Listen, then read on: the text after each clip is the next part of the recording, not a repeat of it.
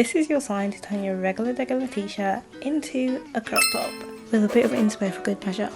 So first up, you want to grab your t-shirt and lay it on a flat surface, and then we are going in with our chalk. So it might be easier if you try this on beforehand and then mark it on your body, but I'm just marking up how much I want to take up the t-shirt by. I think I took it up by about 3 inches, so yeah, I'm just marking that down, and I'm marking it at different points, as you can see, just because we're going to connect those dots later on, and the more markings you make is the more even you can ensure that that hem is going to be with that new line that you're going to draw. So yeah, we're doing that for the front, and then we're going to repeat that for the back. And then I'm going to grab my ruler, my Metre ruler, or you can use a French curve, and I'm just going to connect those dots. Once you've made that initial line, you're going to want to go back in and mark about 1/2 inch down from that point, or 3/4 down from that point, and then make your second marking. And that marking is going to account for the seam allowance that granted we're going to need when we're hemming at the top.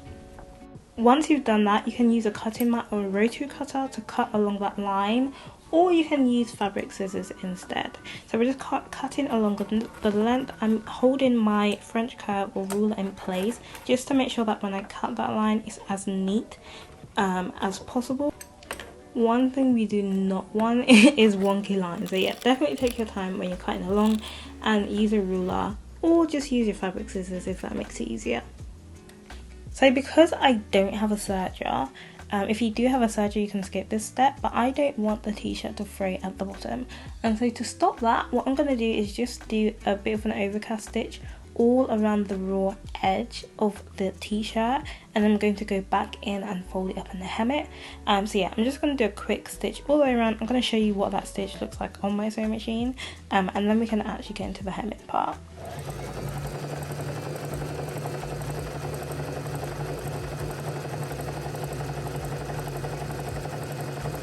So now that we've sorted the raw edge, I'm going to lay my t-shirt back on our flat surface, and now you can fold it up. So I'm folding mine up by 1/2 inch all the way around, and I'm using as many pins as possible to secure that in place. The more pins you add, is the more secure it's going to be. What my kind of rule of thumb is, if you're a beginner sewer, you'll probably need more pins. If you're not, then you can get away with a few less pins. What I will definitely say as well, do not forget to press your hem before you stitch it. That's just going to make sure that the finished result comes out so much neater, and especially when you're dealing with pins. Sometimes when you take it out, it can be hard to know exactly where you're hemming or stitching, or where to line it up when it comes to the seam allowance. So yeah, definitely pinning and pressing can help. I'm using twin ballpoint needles to hem this. 1 ballpoint because it's great for stretchy fabric, and 2 twin needles because it's going to kind of resemble that natural hem that you get with t-shirts anyway.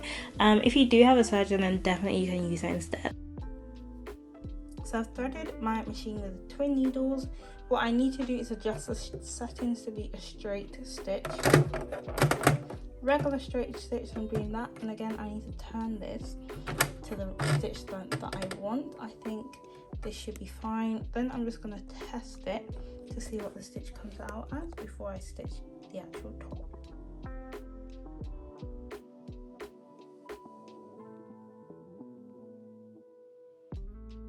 Once you've hemmed it all the way round, you're literally done. This is such an easy tutorial, and I'm finding the urge to do this to all of the rest of my t-shirts in my house. But yeah, if you did enjoy it, then make sure you check out this easy sewing tutorial next. Bye guys!